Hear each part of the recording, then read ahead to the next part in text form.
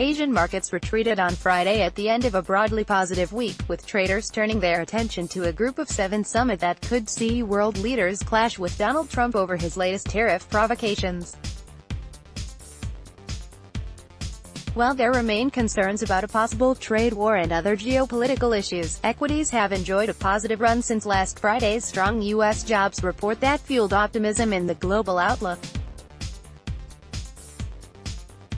The euro has also held on to its latest gains on expectations the European Central Bank will soon start winding down its crisis-era stimulus, while oil added to Thursday's rally as Venezuela struggles to produce and export.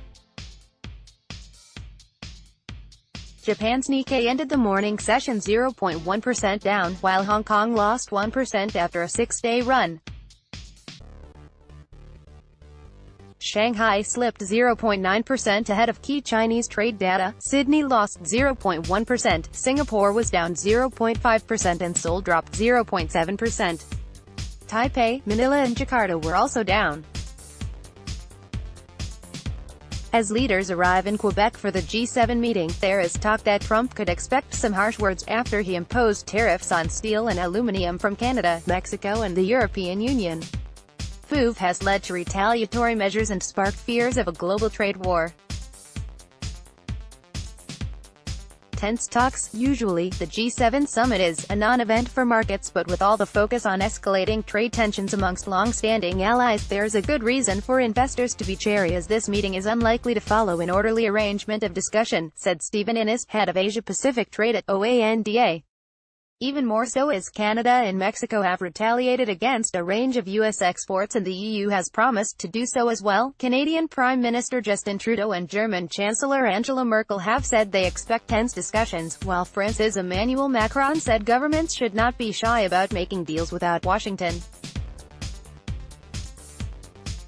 The White House's stance on environmental issues is also expected to be on the agenda. However, there is hope over China-US trade talks after they reached a deal allowing Chinese telecoms equipment makers ZTE to pay a $1.4 billion fine instead of being hit by a 7-year ban on selling to U.S. firms. Oil prices were marginally higher a day after jumping at least 2% on a report that major producer Venezuela was struggling to ship its commodity.